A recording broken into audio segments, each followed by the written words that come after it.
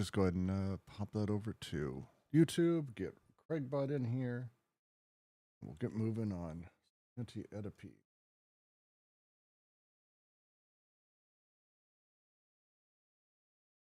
Now recording. It'll be just a moment as we let everyone sort of wander in. But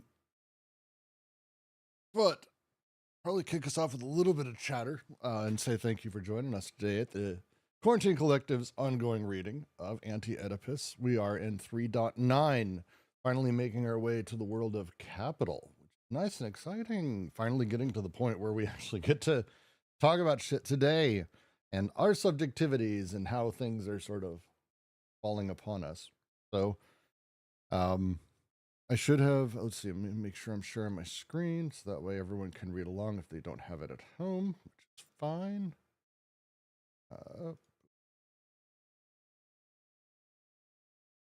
I got my tea ready. Should be okay to get going a bit. So, last week, we finished up on a little bit of a section I kind of want to revisit as we make our way forward.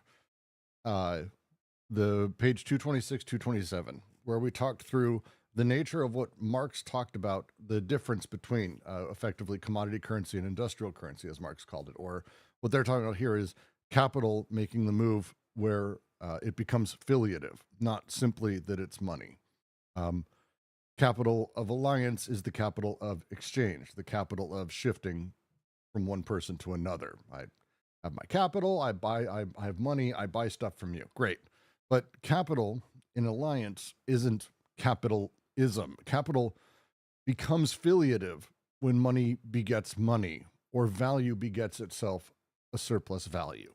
This is the move that we're making finally beyond the despotic, beyond the stamped and printed money into a different sort of realm. And this is where we're really moving into capital as they're discussing it and talking through it. Before I jump wildly forward and we start reading, is there anyone who had stuff from last week they want to ask a question about? Any offhand things before we get moving? Happy to go over whatever.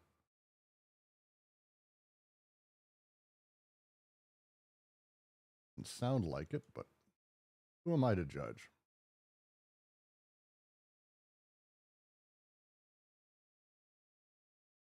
All right, then I'm going to assume that it is as simple as I think, and we will go ahead and just keep our ship moving.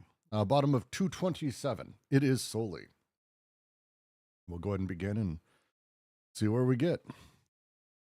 It is solely under these conditions that capital becomes the full body, the nous socius, or the quasi-cause that appropriates all the productive forces.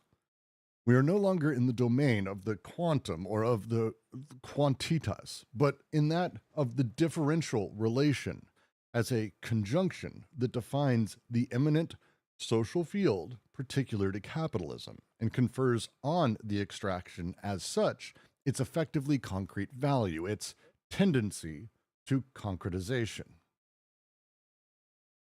The abstraction has not ceased to be what it is, but it no longer appears in the simple quantity as a variable relation between independent terms. It has taken upon itself the independence, the quality of the terms, and the quantity of the relations. The abstract itself posits the more complex relation within which it will develop like something concrete. This is the differential relation dy over dx, where dy, differential y, derives from labor power and constitutes the fluctuation of variable capital, and where dx, the derivative of x, derives from capital itself and constitutes the fluctuation of constant capital. The definition of constant capital by no means excludes the possibility of a change in the value of its constituent parts.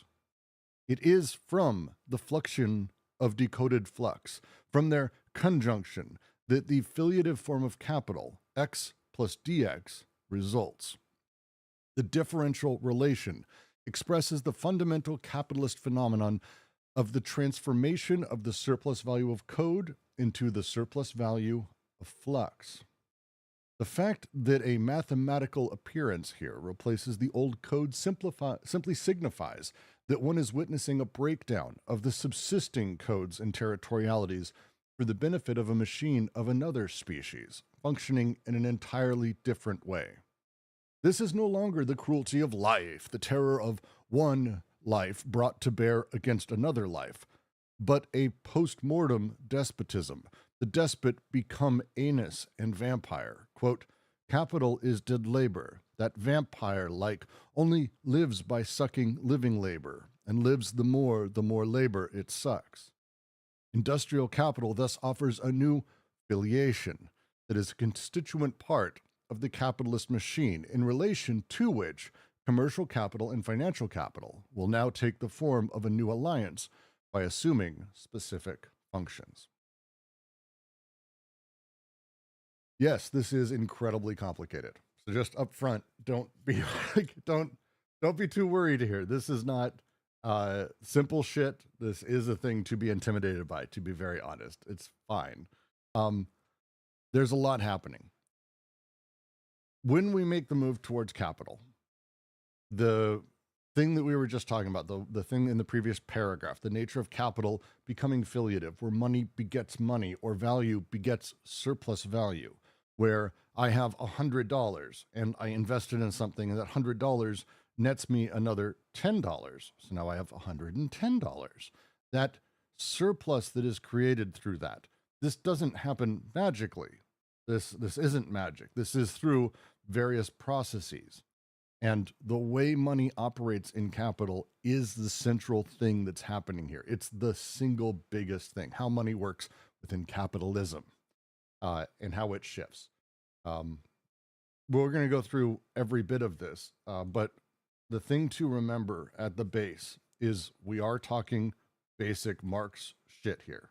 This is Marx from the beginning just differentiates between capital and money, commodity currency, as he calls it.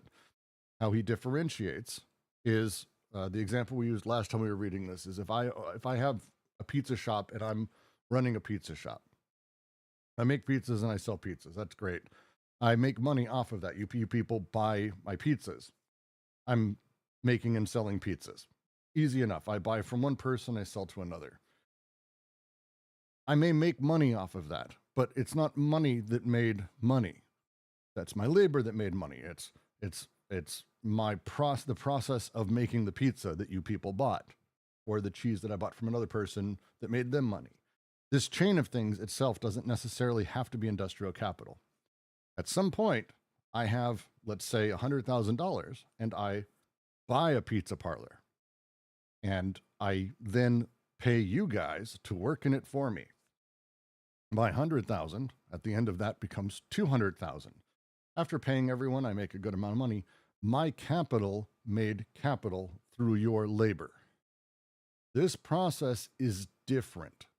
This is the nature of capital, according to Marx, and that they're now running much deeper and much more specifically.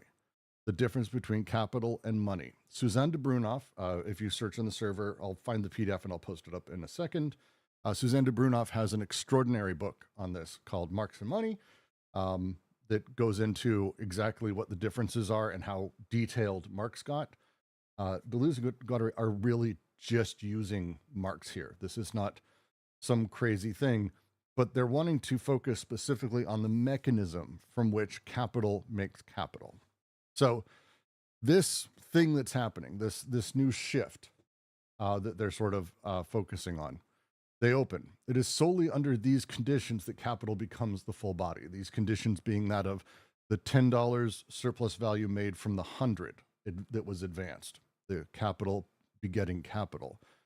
That capital becomes this full body, becomes the quasi-cause that appropriates productive forces. Because money can make money, money determines what people do, what is produced. The idea of market mechanisms that cause you to do things, this is what capital's doing. We all work when we have to in order to pay for rent, food, gas, shelter, light, electricity, internet, coffee, tea, whatever it is. These exchanges that have to happen, we have to do. how do we do that? Well, we do it through money. So we have to take part in the market. The market determines where we work, how much money we get for various things. All these setups, this determination, this quasi-cause that has appropriated productive forces, has taken them from the despotic, taken them from the singular or totalitarian single place ruler. We are no longer in the domain of pure quantification. There's a shift we're making. It's no longer do X, get Y, from the despot down, where we're purely being quantified as we set up. Instead, we are now in a differential relation as a conjunction that defines the eminent social field particular to capitalism. We're going to break this sentence up a little bit before I keep going. The domain of the quantum or the quantitas, but now in the differential relation as a conjunction that defines the eminent social field particular to capitalism. It's a lot. It's a lot. The conjunction is the coming together of many things, the overlaying of each other. If you remember during the passive syntheses, we had the conjunction, the third synthesis, which is the sort of miraculating, or the place where the subject is made. This conjunction of all of the fluxes that come together, this is that next step. This is that next thing that is happening. The stuff slamming together, as it says. And this differential relation being that of, if you think of it as basic calc, I hope everyone here took some level of mathematics above, ninth grade geometry. But when you see a differential, you see the nature of a curve on a graph and how it changes over time. The differential is the change over time. That vector, that thing that the differential is the element here where things are coming together that defines the imminent social field particular to capitalism. This is the process through which the social field is made and confers on the abstraction. As such, its effectively concrete value, its tendency to concretization, the way that we find value in activities, the way that we find value in cash, the way the markets work is through this variable element, this thing sort of landing, this odd differential relation that they're talking about here. Man, fuck, this is a lot. Jack, you got one for me? Got anything for me so I can just shut up for 2 seconds? Because there's a lot happening here. No? Did Jack leave? Oh, Jack's here. Can I ask a question? Please. So in this very complicated process of, these financial fluxes and capital and so forth, are they saying that, originally from the despotic, um, um, but it's this despotic has been transformed into this capitalist economy, and that the despotic is there, and it's using the economic financial tools in order for the despotic to manifest itself? No. We're not No? quite, no. So the despotic will be maintaining itself, but it does so through the state in a different Okay, way. interesting. Right, right. But Um, it doesn't, so the fluxes and so forth, the financial processes, industrial processes, the capital mhm. processes are not, are separate from the state, but, it's separate from the state, but it's Yes. still, Well, so yeah, it's what determines the entirety of the social field, which is what okay, they're talking about here. This is the shift that happens under capitalism is that ultimately the forces of what we will begin to call sort of anti-production, the relations of production and other things operate through the market, not through right, the despot. Um, right, right, so there's parts of the despot that carry through. Again, this isn't an all or nothing thing. These are not singular elements. These are large machines, and you have to right, consider pieces of them falling off, other pieces being picked up. So within the despot, you have infinite debt to the despot. This doesn't go away. Capital maintains mhm, that. But how it handles the debt and how it sort of manages you is not through the same sort of edict downwards or the singular point of failure, but instead this sort of distributed economic marketplace. And this Right. economic marketplace and how it works is through specifically the derivative elements of X and Y, the way that these differential relations play with each other, and the rate of change over time being the single most important thing that can then lead to a concretization, or the promise of such a concretization is kind of the setup. Right, right. But the master-slave relationship is maintained, right? But in a different form, in these economic forms. Is that what he's saying? That the ultimately within capitalism, within all these fluxes of capitalism, there is the master-slave relationship that eventually is maintained and occurs. Well, we're not there yet. So that's Okay. it's a little bit further down. Right now, it's the goal of this early part is to very much. Sorry, you're echoing. Okay. The goal of this early section is, again, there's a lot coming. We have multiple sections left in this chapter, but this section is fucking gigantic. They're trying to, at this point, help us understand the shift that has happened and why. And the big push that they're making is not that, now we have people buying and selling things. That's not quite it. It's not even so much that we have a marketplace, because marketplaces have existed for forever. It's that the marketplace determines, well, why does that matter? Well, it's because of how our sort of production is coded and set up through the marketplace, because capital has the ability to make capital. This is the shift of within capital. I'm just going to read from how Holland breaks it down. Marx outlines two moments of capital's ongoing self-expansion. Quote, in the first moment, a wave of new, more productive capital stock transforms the existing apparatuses of production and consumption. This revolution of the means of production that, for Marx, characterizes capitalism deterritorializing existing labor and capital in order to devote them to new forms of production and consumption. In the process, spawns decoding through society. But a second movement, this progressive movement, is abruptly stopped and everything is reterritorialized. Now, why does this happen? Why is the nature of this happening? It's because the abstract itself posits a more complex relation within which it will develop like something concrete. We now have an abstraction of value and meaning through the marketplace because of how money is able to make itself and determine things within it. And so now that money is filiative, it completely changes how we relate to it and also how it relates to us. This differential relation, as they say here, where dy derives from labor power, constitutes fluxion of variable capital. Dx derives from capital itself, constitutes the fluxion of constant capital. This shift of dx dy, the rate of change of surplus value, is all that matters to any capitalist. And it's a very simple thing broken down. It's how much money I make versus how much money I had, the constant capital versus variable capital, the industrial capital. This is how you make money. It's the rate of positive change or profit, you would say. And this setup, this conjunction where these lines land, because again, it's dx over dy. We got to pull a little bit of calc in here.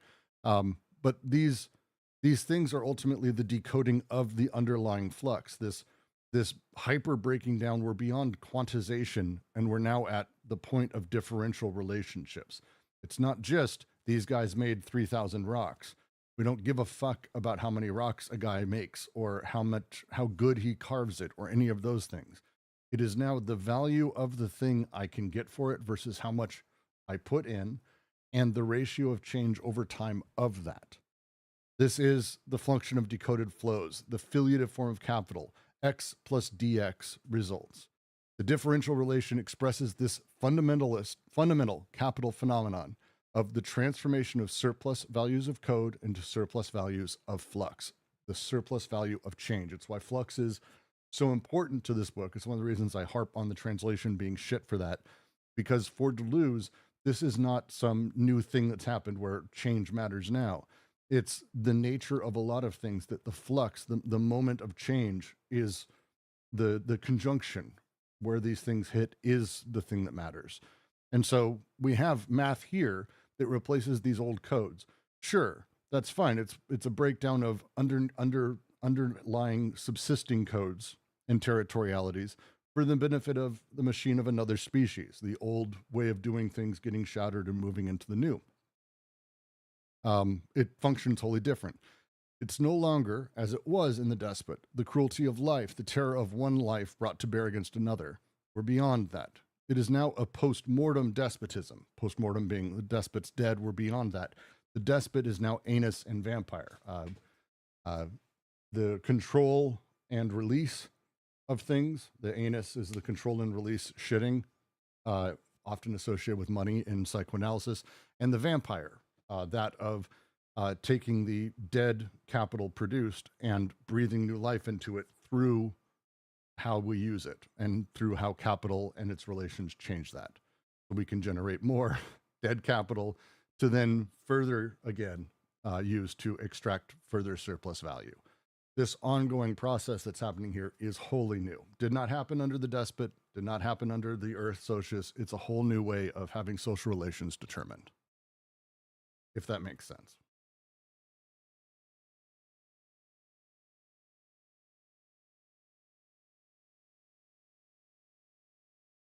No? Yes?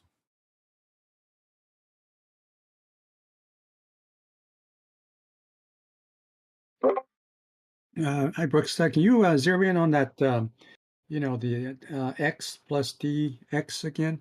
Um, and so that represents a transformation, right, of surplus value, surplus value of Yeah, let me labor. zoom in a little bit, 1 second. Yeah, Hell I is my mean, zoom button?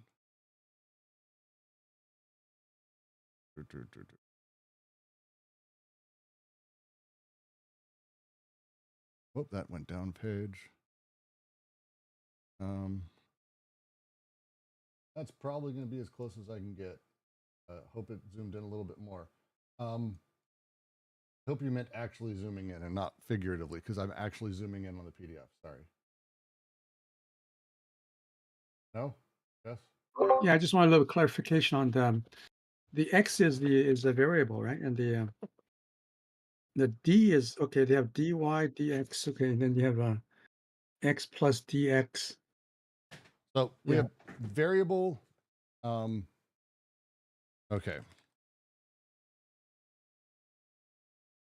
I'm going to have to go get some marks out. Give me a second. So we have two kinds of capital we're talking about here. We have dy derives from labor power, constitutes the fluctuation, the flux of variable capital. The rate of change of variable capital. Variable capital is what you use to pay wages. It is the cost of labor. It is deeply variable. What I pay people, what is my, it's the reason we call it variable capital. If I have a mine, there is X number of things that I have to spend money on. Like just a ton of shit. I have to buy mine carts and drills and everything. Now, take all of the stuff that's part of that process and divide it kind of into two bits.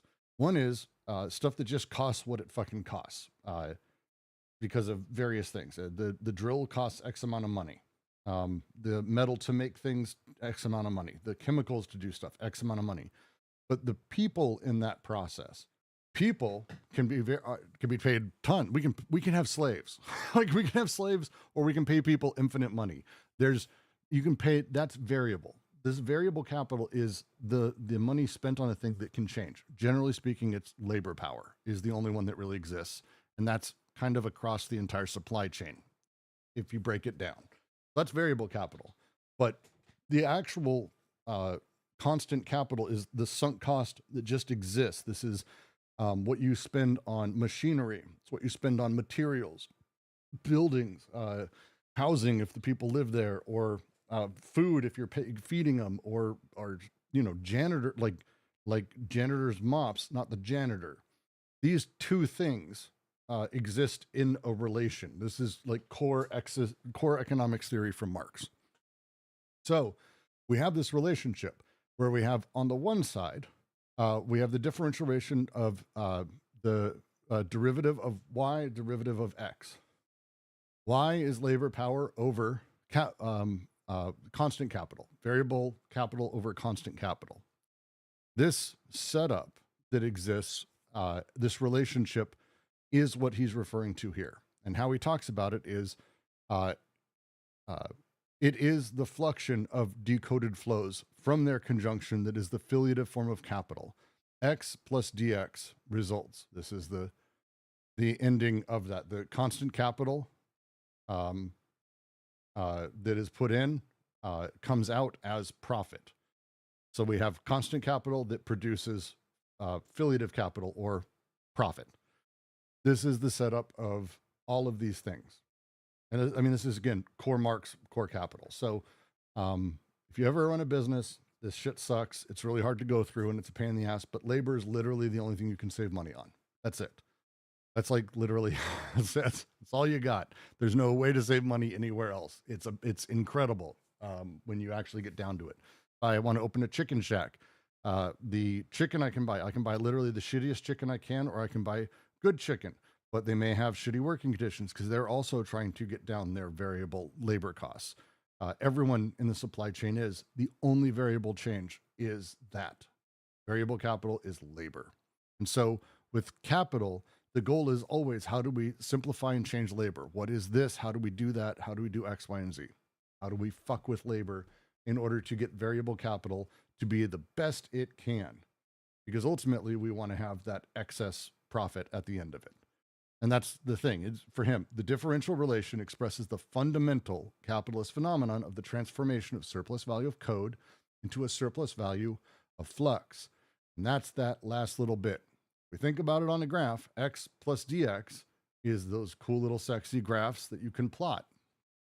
And this is what they do. This is, again, this is basic shit for a lot of people, but it's this is what people do. This is how you determine where you're going to work, how much you're going to work. Those graphs are what set all of these things up, where money gets invested, how it doesn't, who you're shorting, where other cash goes. This is the way capital runs everything that you do and everything that you're involved with in any capacity. Capital is incredibly like this. And that excess that's then made is dead labor that comes out the other side because it's labor excess that's spent and it doesn't produce anymore, but now it makes its way into being constant capital the next time. And so like a vampire, this dead labor is able to basically feed on and live on through other labor that it's then further sucking more life out of and further excess out of. This is the nature of all these things. And this is where they want us to really spend our time thinking about the way that capital finds value. When we talk about this is, again, compare it to how value is determined under the despot or value is determined under the earth. And I don't mean value in terms of like it's worth $2. A little bit like that under capital, but why are things done? Why is shit happening and being produced as it is?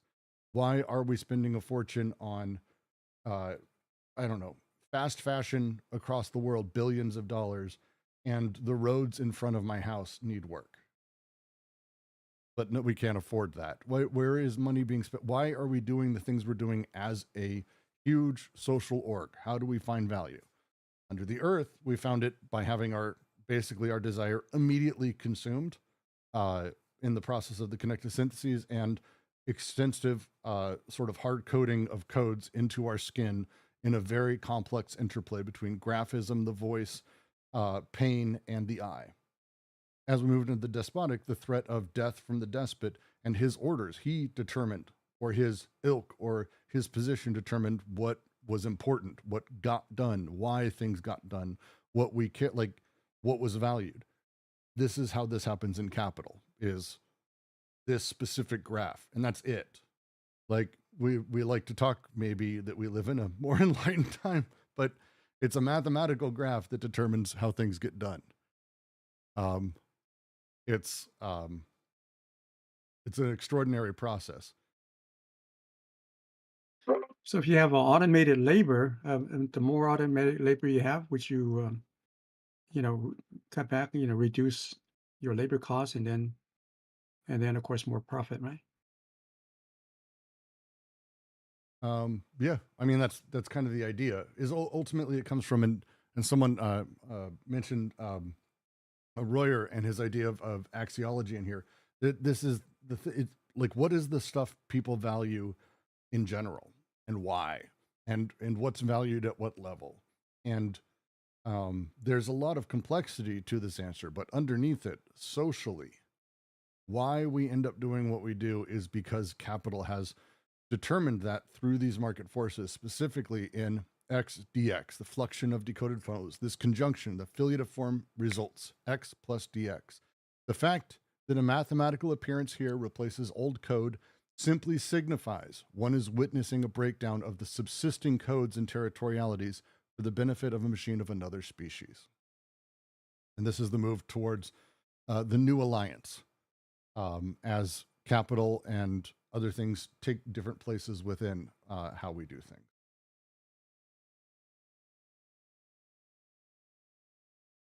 Arachne asks, can I ask you why they claim in apparatuses of capture that money is produced by taxes? I mean, it's going to confuse this conversation because it's not really where they're at yet. They expand on how taxes and other things, and the state specifically, which is what taxes are, interplay with all this soon. Very similar to what I was saying to JK, like we'll get there about the master-slave tendencies and other things. Right now, the thing at the base that is fundamental is x plus dx. That's the shit that we're going to need as we build other things on top of it. If that makes sense, Arachne. You want to stick around after the reading? I can answer very specifically, but I don't want to get too confused right now because it would derail us.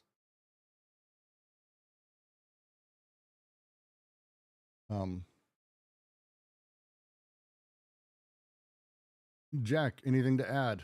Any corrections? Any places you're like, I don't know about that, Brooks?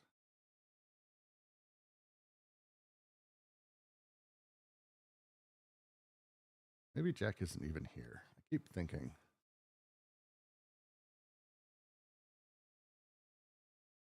That's okay. All right. To continue to the next paragraph then, let me zoom out back a little bit. All fits on a page. I don't think I needed to go that harsh. Jesus Christ, it goes from 180 to 225. What the?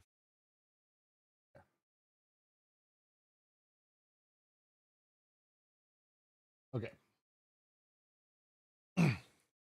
The celebrated problem of the tendency to a falling rate of profit, that is, of surplus value in relation to total capital, can be understood only from the viewpoint of capitalism's entire field of immanence, and by taking into account the conditions under which a surplus value of code is transformed into a surplus value of flux. First of all, it appears that, in keeping with Balabar's remarks, this tendency to a falling rate of profit has no end, but reproduces itself while reproducing the factors that counteract it. But why does it have no end? Doubtless for the same reasons that provoke the laughter of the capitalists and their economists when they ascertain that surplus value cannot be determined mathematically. Yet they have little cause to rejoice. They would be better off concluding in favor of the very thing they are bent on hiding, that it is not the same money that goes into the pocket of the wage earner and is entered on the balance sheet of a commercial enterprise. In the one case, there are impotent money signs of exchange value, of flow of means of payment relative to consumer goods and use values, and a one-to-one relation between money and an imposed range of products, which I have a right to, which are my due, so they're mine. In the other case, signs of the power of capital, flux of financing, a system of differential quotients of production that bear witness to a prospective force or to a long-term evaluation, not realizable hic net und hit ec nunt, and functioning as an axiomatic of abstract quantities. In the one case, money represents a potential break deduction in the flux of consumption. In the other, it represents a break detachment and a rearticulation of economic change directed toward the adaptation of flux of production to the disjunctions of capital. The extreme importance in the capitalist system of the dualism that exists in banking has been demonstrated. The dualism between the formation of means of payment and the structure of financing, between the management of money and the financing of capitalist accumulation, between exchange money and credit money. The fact that banks participate in both, that they are situated at the pivotal point between financing and payment, merely shows the multiple interactions of these two operations. Thus, in credit money, which comprises all the commercial and bank credits, purely commercial credit has its roots in simple circulation, where money develops as a mean of payment. Bills of exchange falling due on a fixed date, which constitute a monetary form of finite debt. Inversely, bank credit affects a demonetization or dematerialization of money and is based on the circulation of drafts instead of the circulation of money. Credit money traverses a particular circuit where it assumes, then loses, its value as an instrument of exchange, where the conditions of flux imply conditions of reflux, giving to the infinite debt its capitalist form. But the state, as a regulator, ensures a principle of convertibility of this credit money, either directly by tying it to gold or indirectly through a mode of centralization that comprises a guarantor of the credit, a uniform interest rate, a unity of capital markets, etc. Hinc et nunc means here and now, from here and now. It tends to mean sort of like in this case, you would talk about the perspective forced or long-term evaluation, not realizable hic et nunc, not realizable right now, but functioning as an axiomatic of abstract quantities. Just to really quick answer that, Arachne. It means here and now. And it's really difficult to say out loud, just letting you know. It's a pain in the ass.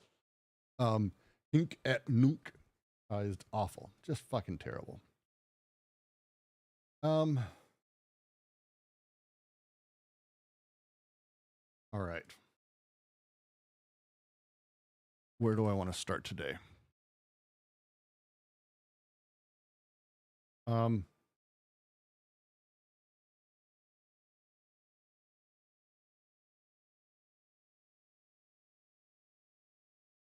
There is, I think the only place to start is to just sort of mention and talk about the falling rate of profit, the nature that businesses over time make less money. Like a falling rate of profit. The ratio of money made to capital invested over time diminishes. Marx argued, and we kind of have seen that as the social world develops, as capital and the markets become more complex, the rate of profit for anything falls necessarily over time. There's a lot of reasons for this. There's a lot of thought behind this, and I'm not super going to get into all the different sort of sides of it because it's a pain in the ass. But the thing they're wanting to do to bring it back to dx over dy, to bring it back to this surplus of flux, to have us talk about it in this way, not really to sort of get caught in the cycle of talking about it as capital or money, but instead talk about it as the nature of capital, how capital functions and what it does. As they say, the tendency of the falling rate of profit, the surplus value in relation to total capital, less over time, can be understood only from the viewpoint of the entire field of capital. You can only discuss this talking about all of capital, the entirety of the market, by taking into account the conditions under which a surplus value of code is transformed into a surplus value of flux. Then they go through the process. First of all, it appears, in keeping with Balabar's remarks, I want to get, one second, let me get the quote right. because I always fuck this up. Etienne Balibar is a pain in the ass to also read, because he really went through Marxist stuff and beat it up. If anyone knows better, please type it up. It'll take me a second to read. Remember.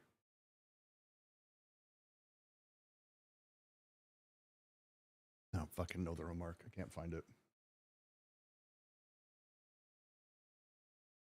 Wonderful.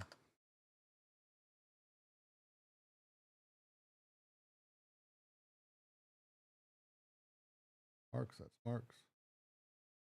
Not going to find it. Wonderful. Not going to get it right. So just to say then, this tendency to a falling rate of profit has no end, but reproduces itself while reproducing the factors that counteract it. The long term, the continuing decline of the expropriation of profit being excessive, being large, the necessity of that sort of being taken, the necessity of that falling over time. I need to find the Balabar. God damn it. Does anyone here have it? Does anyone here know it by chance? Am I talking to myself? I have an entire room of people on Discord.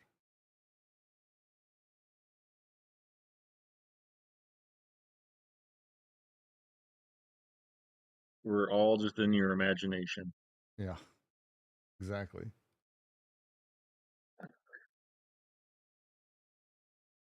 I just got to find Balabar's actual remarks. Pains me out. Pains me greatly because he is not.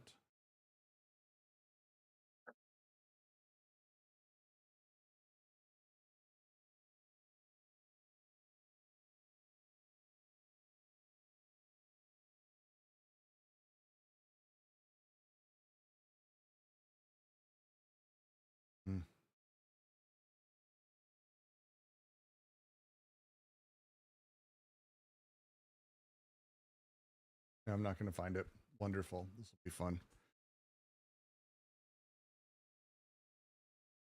Pain in the ass. Apologies. I should be on the ball more with this, but I am not.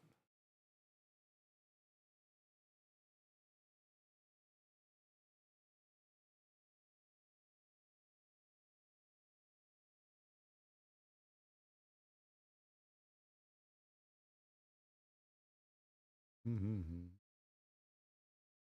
Sorry, 2 seconds.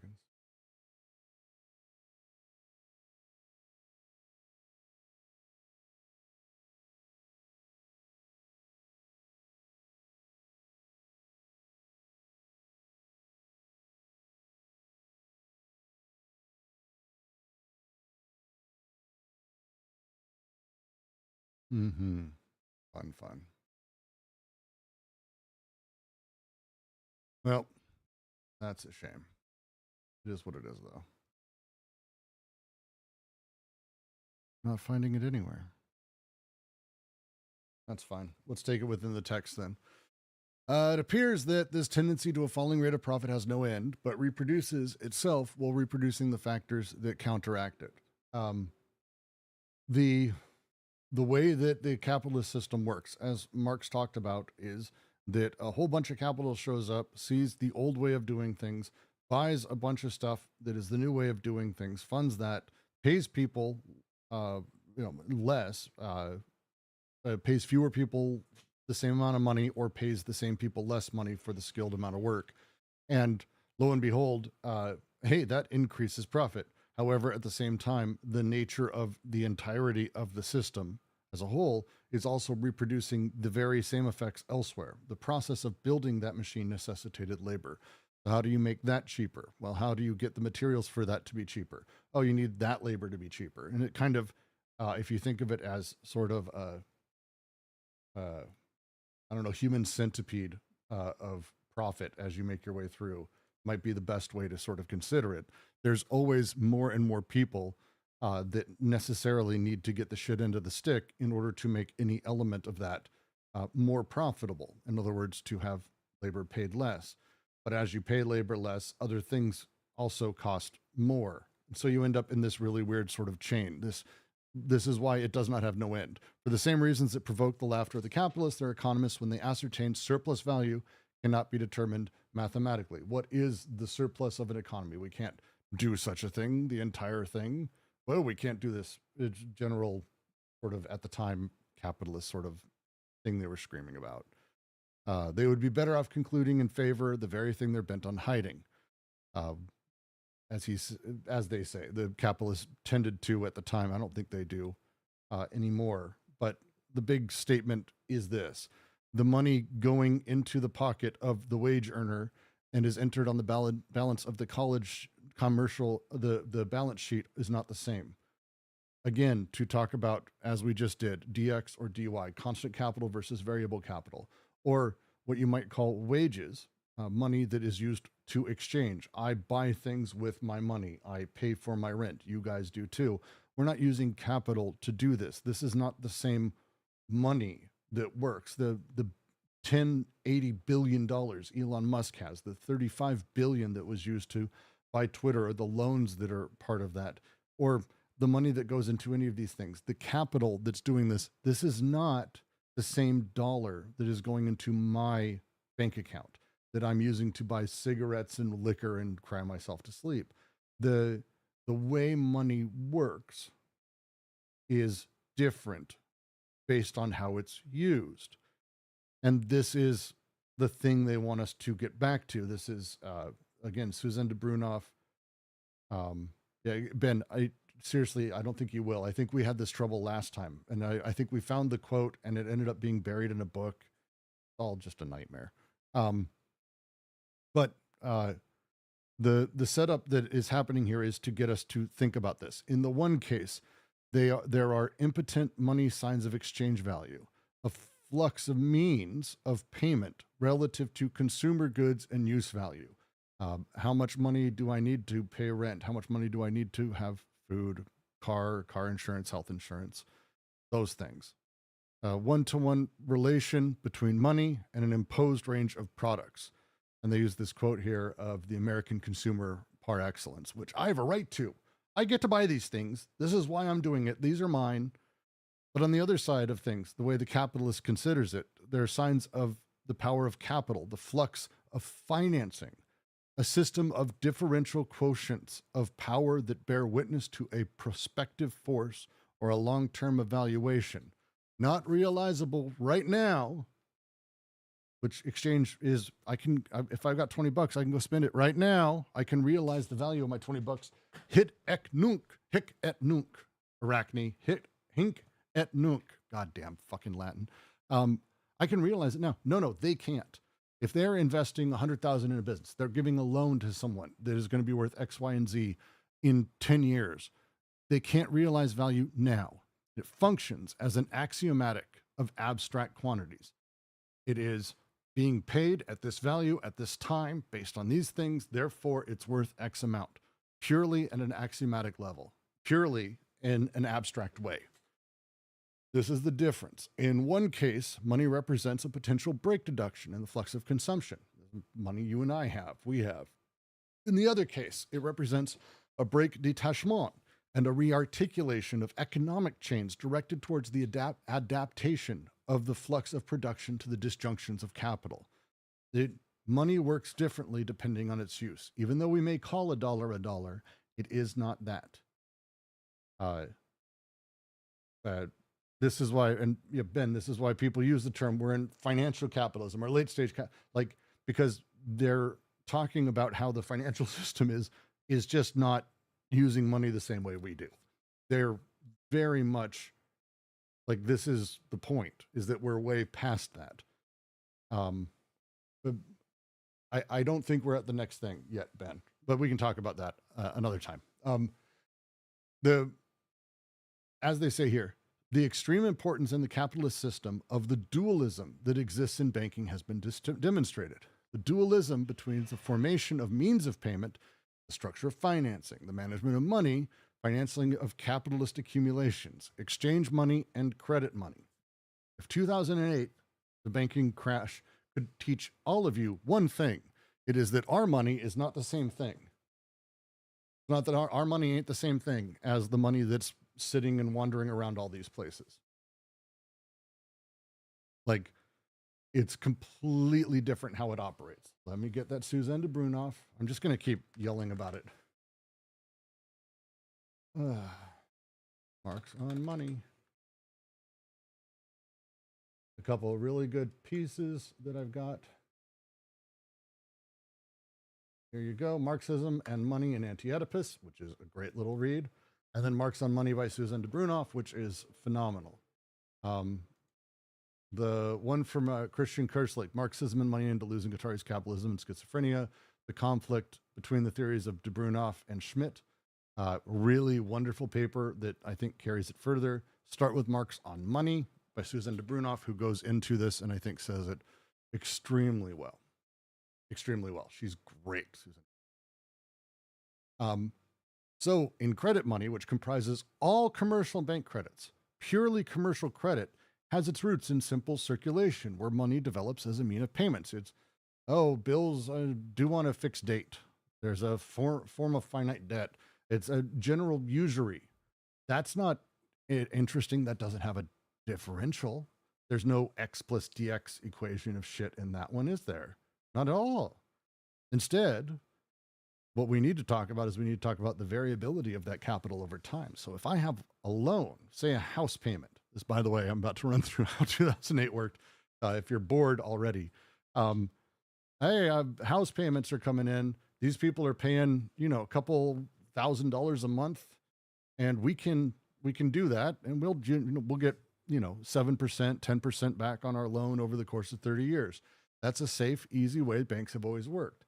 But what if instead we actually sold that gigantic debt? Let's take all of the homes, all of them, and let's literally go to a roulette wheel and give it to people, like sell that debt to other people at large for larger sums of money sooner, that they can then have that promise of money in the future be brought forward and pay us now. 2008 sucked. So we have this really fucked up thing that happened where it's, again, not just even the credit money of paying over time, which is just a boring thing, but now the immediate variability of how it can develop and how it can work. And this is what he talks about sort of at the end here. This credit money traverses a particular circuit where it assumes, then loses its value as an instrument of exchange. The conditions of flux imply reflux, giving to the infinite debt its capitalist form. But the state, as a regulator, ensures a principle of convertibility of this credit money, either directly by tying it to gold or indirectly with motive of centralization, comprises a guarantor credit, central bank for us here in the States. Lots of countries have them these days. I don't think almost anyone's on a gold standard. I think Central American companies on a Bitcoin standard. I think they got rid of that though, because that's silly. But again, the difference in how capital works when it's playing at this level, this is very different than just the trading of cash here and there. This is how you get to the shorting of stock or taking a long view on stock, whatever it may be. The value of things changes right now based on those other promises. Value of stock in a company can't be realized here and now, ever. That's not really how it works. Maybe during a purchase would be the closest you get to it, which is what most people are hoping for. A buyout gets rid of their stock. But this is not the normal way where we have $20 on a gift card or have $20 in Best Buy stock. They're not the same thing. They're $20. They're guaranteed the same. The nature of how sort of all of these things play out. This is not how money works. Money doesn't operate the same for everyone involved in the system. And this is what they're trying to get us to sort of make the step forward to do. The despot had his money, his face stamped on everything. The state did this. This was the Urstadt, the state stamped money. Money was worth whatever it was being used for. This is not the case anymore because of the nature of that differential equation, x plus dx, the way that capital is able to generate itself through these interplays. And this is the dualism of money they really want to push forward. It's going to become really, really important as we get closer to getting back to Oedipus and representational critique, because you might be like, but wait, a dollar can't just be a dollar. It's like, no, that's actually their biggest point. That's their big play that they're making here, is there's actually stuff happening that changes how we deal with the meaning or value of both of them. And this is where we're going to start getting back to a lot of the stuff around the interplay of Oedipus, the repressed representation, the repressed representative, and other elements. It'll be great. Ben says, options tradings on stocks is wild. Have you heard about futures tradings with commodities? All the money in the USA exists because the government said that never happened after a total... Dude, the commodities market is... Futures trading is one of those things that if you're not going to actually spend time in, you should. Everyone should just go like study futures and take like a half hour and just go learn about what actually is running our economy. And it's really fucking weird because it's stuff that makes sense. Oh, hey, farmers have crops that are going to be coming in the fall or spring or summer or winter, and they won't have stuff until then. But they can't be like, they don't want to risk everything on the idea that down the road someone will like, short shrift them or bargain them down. They need to make a decent money from the crop to make all of the money that they're putting in worthwhile. So futures markets exist to match capitalists who are willing to sort of, oh, I'll buy corn from you for $10 a bushel. Okay, cool. They shake hands and they promise to do that. But now they own the futures of that corn at $10. And if something happens that makes it worth more, they can sell it or get fucked by it. Like it's genuinely one of the most fucked up systems that is really just deeply abused. There's a scene in Silicon Valley, one of my favorite moments of the show, where they have the crazy billionaire who's supposed to be like the guy from Oracle is the idea. But he's got all of the burgers from Burger King on his desk.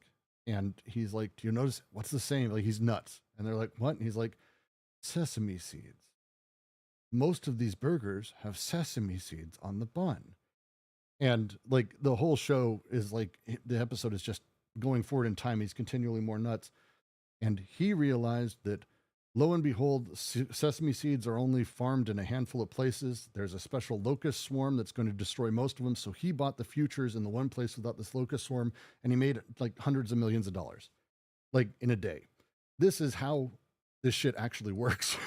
And the futures market itself, there's a book, The Half Not Told, American Slavery, the Making of American Capitalism, that talks about how actually a lot of that had to do with when it first started was really because, we wanted to be able to insure slaves over time and have their value amortized. It's fucking crazy how awful the origins of most of this shit is. It's just wild, really depressing. But anyway, underneath all of this, we have money and marketplaces that are determining what we can buy, how we get paid, and all of that. But our money isn't really the same. There's this dualism now that exists in how money operates and works for different people. And this is the next big push for them. Because and it will come back. This is all going to come back because as we start talking about, why do I consider what I have to be $8, but I don't understand how the capitalist money works differently? It's like, oh yeah, no, that's actually the trick of capital. So enjoy. Yeah. It'll be fun.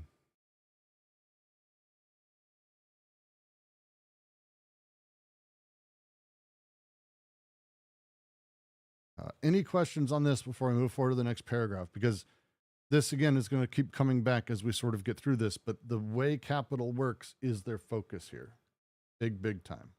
What do you got, Ben? Oh, you're just typing more. Fair enough.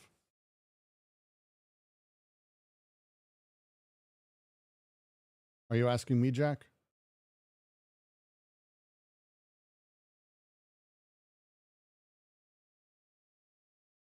Jack, are you asking me or are you asking Ben? I guess you. Okay. No, it's not Because a it sounds like you're saying like because money is different between the wage earner and the balance sheet, like there's an issue with how money works in people's pocket versus how money works institutionally. yes. So But is go ahead. no, go for it. Well, is that what's at stake in the paragraph though?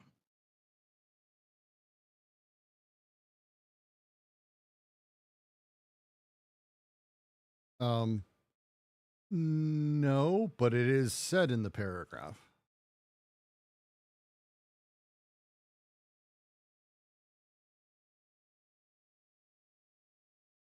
Yeah, I mean, maybe the snarky parenthetical, right? But I think at least the way I read it, right? Like the falling rate of profit is a way of explaining the disjunction.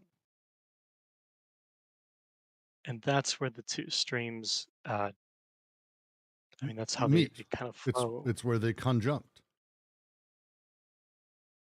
I'm thinking of in terms of the disjunct, but yeah, we can talk about in terms of the conjunct. I mean, they get the productions and the disjunction of capital are downstream from that, but like because that's the as they say a little bit here, money represents a potential break deduction in the flux of consumption.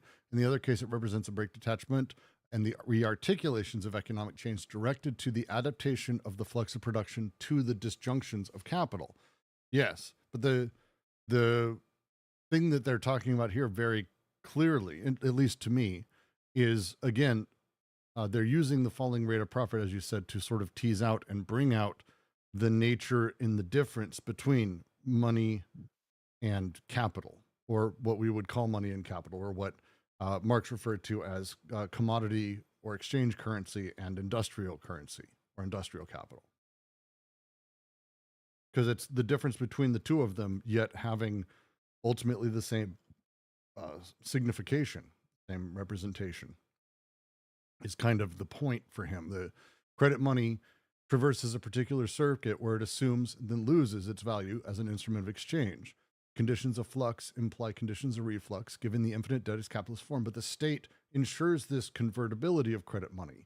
By existing, the state is saying, oh no, it's still a dollar, and it still matches that dollar. It still matches the same value that if you just had a dollar, it would be the same. Where the state promises it, even though it isn't, it is no longer that thing. It's playing in a completely different realm.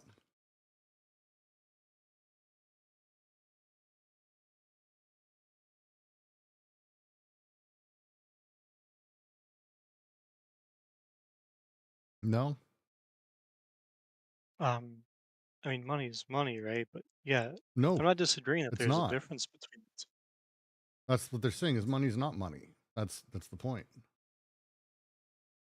Right. So I'm not disagreeing there's a difference between the two, but it's a question of like, it's a question of the two. Basically, it's a question of the disjunction, right? It's a question of how labor value is um, happening in terms of the affiliative and how uh, fits capital. Yeah, how fits capital is happening. Oh, I got this backwards. It's a question of how labor is happening in terms of the alliant and how fits capital is happening in terms of the affiliative. Labor capital is affiliative. No. Say that again. Yeah, labor is the alliant. No. You sure? I mean, no, I'm not sure either one of them are the affiliative or the alliant necessarily.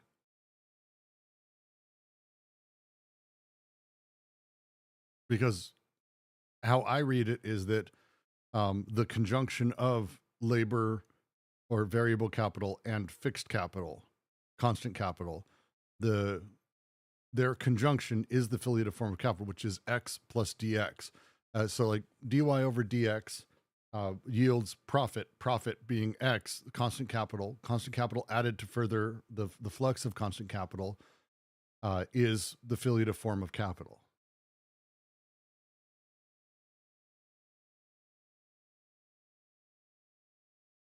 And that comes from the conjunction of dy over dx.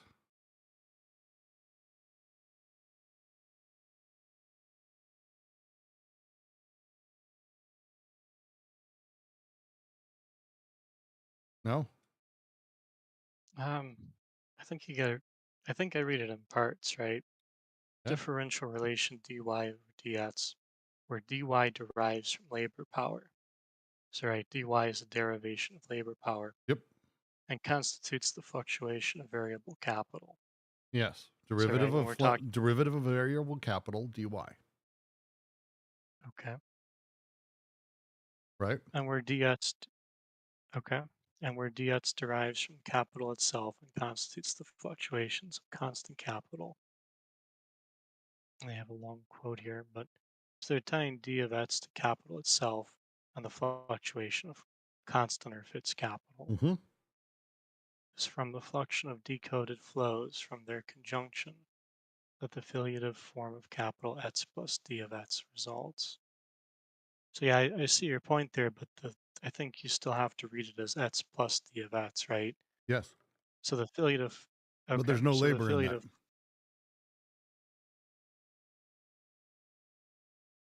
well, no, it's capital, right? It's Yeah, I said labor is alliant though. either way.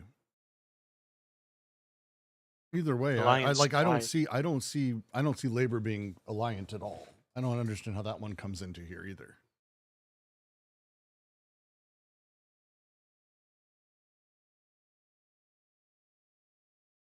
the x is filiative, right? Okay. Seemed to me the y is going to correspond to the alliant then, no? I mean, I would say generally no. Not in the way that like opposing the filiative form of capital to an alliant form of capital. I don't think like there isn't an alliant form of capital y plus dy. Like it doesn't work in the inverse. At least it can't. It's not in the text that it does. I mean, that's maybe it's its own discussion. But as I'm reading it, that what we're talking about is dx over dy, derivative dx over derivative dy yields basically profit, excess. This is the fluxion of derivative capital. Dx derives capital itself, fluctuates constant capital.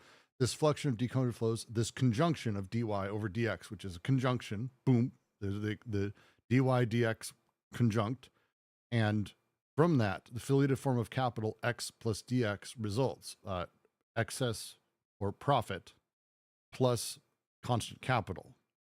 So it's the elimination of labor from that entirely, because again, labor would be intensive, which is probably maybe where you're going, where you're talking about it being more filiative.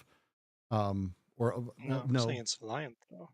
see, and I can't follow that, I guess. Okay. Maybe my brain's not making that jump, I guess. Where would it be? Fair enough.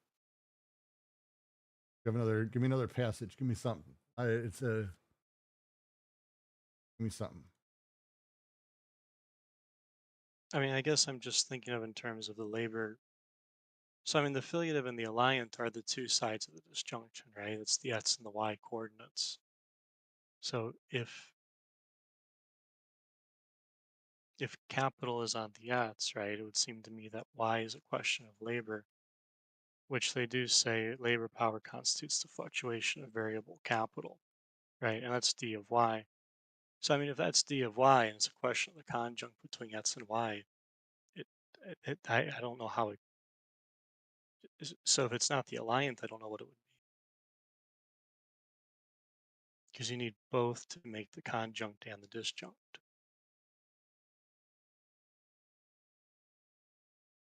Okay. So to say it another way, you're coming from the position that we have dx dy. We know that the nature of sort of how we understand ourselves socially is through the conjunct of filiative and alliant. It's the place those two tend to land is where we find ourselves. And In the earth, it's various debt sort of movement systems. We find sort of our placement in there. Under the despot, we have the alliant and affiliative through the despotic in a few different ways. And so here we have clearly, as they're writing out, hey, we end up with the affiliative form of capital, X plus DX. So necessarily, where is the alliant?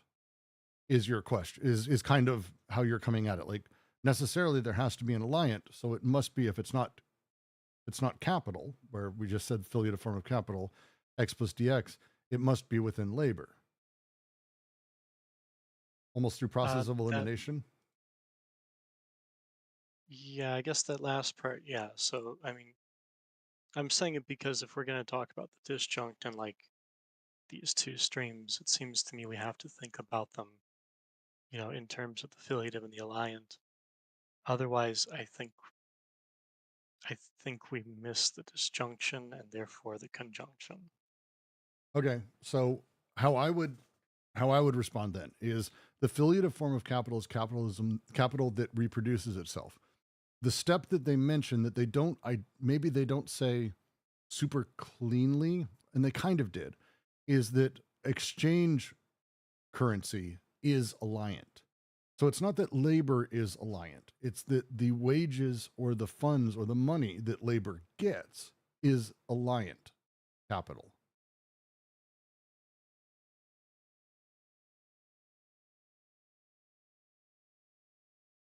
Well, it's a relationship, right? So it's labor power and the fluctuation of variable capital, right? Yeah. That's what DOI is. Um, So like if we're looking at this through industrial capital, right? It's kind of like your fixed costs and your variable costs, but with added qualifications, right?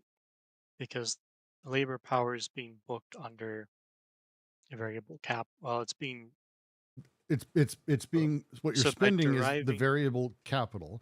Variable capital is sliced out and given to workers as wages as alliant capital. Was variable, right? Which is a way of talking about the alliance. Because it's like saying Yes, correct. But it is it's this would be variable capital, but it is wages. It's variable, not in the same, but because I'm hesitant to use variable capital in this sense because, well, it is variable. It's variable from the position of the capitalist, but the function of it is that of the alliant, the merchant. The way that they phrase it just a paragraph before, the capitalist machine begins when capital ceases to be the capital of alliance to become filiative capital. Capital becomes filiative when money begets money or value surplus value. So alliant capital is merchant capital.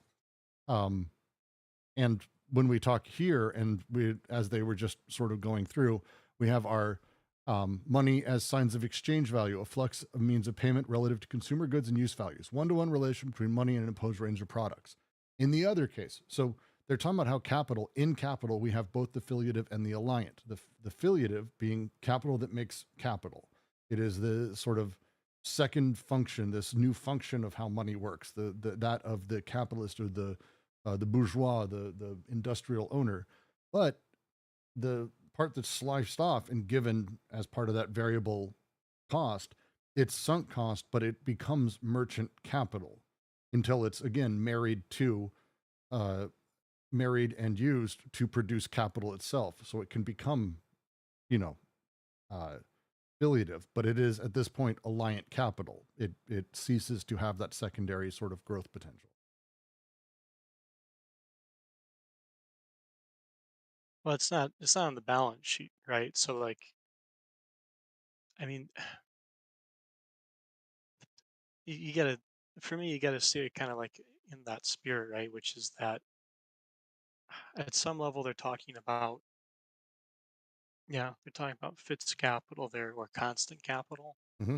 which to me, I, I prefer fits because it's just more intuitive, uh, for me at least. But yeah, I mean the balance sheet, right? Like it's a way of putting together a snapshot of how a company is financing what it has, Yes.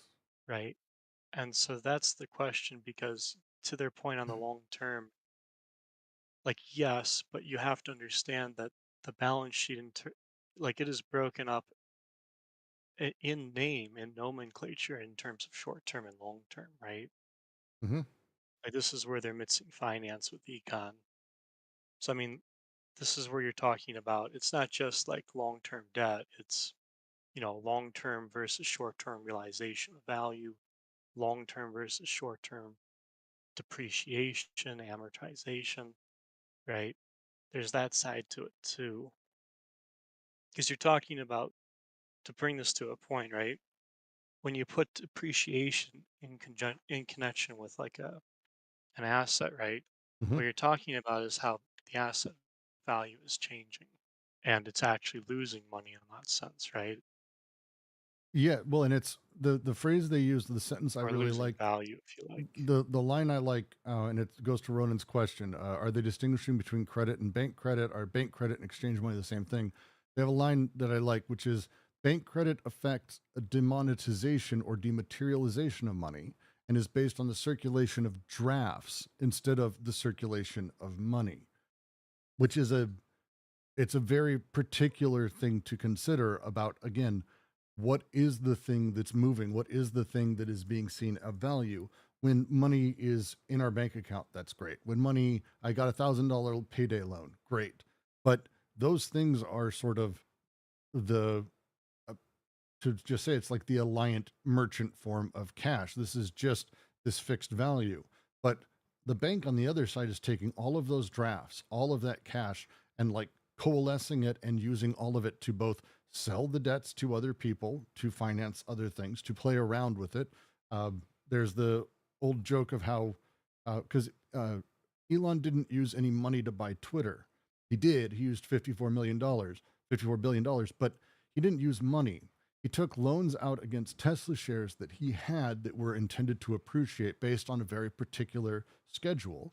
And the rest of the loan is from other elements like that. So what you end up with is this weird thing where the future value of stock is intended to pay those down, at which case he will then take further loans against those and do it again. So now we have the circulation of drafts, not the circulation of money. The credit money, as they say, traverses a particular circuit where it assumes, then loses its value as an instrument of exchange, where the conditions of flux imply reflux, giving to the infinite debt its capitalist form. The state stands there going, no, no, these are all still dollars. We will take care of this. You are good. Don't worry. Don't be stressed. It's all still dollars. But this is a very different beast, the way that it plays. And I think that's what they're getting at. So again, it's not so much that labor to me is alliant.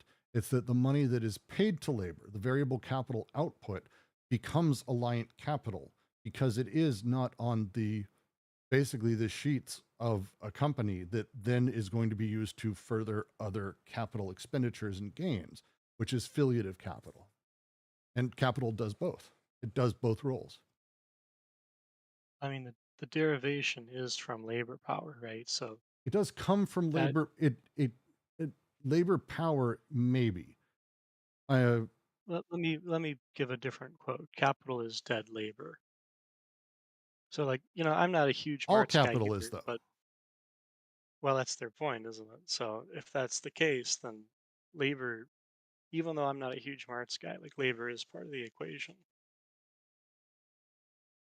I mean, it is. The money that we have floating around right now, like if any of us have dollars, parts of that dollar literally was from the labor pulled out of slaves in the 1800s. Like it's the nature of the large scale money and the value of money, how we have it. We don't like our labor is on top of other labor. Like all money, all capital is necessarily vampiric because it is from the excess. There's money doesn't come out of nowhere. And this again, it's why this is the thing I agree with Marx on, and I still haven't heard a really good refutation of it. That like capital didn't just show up.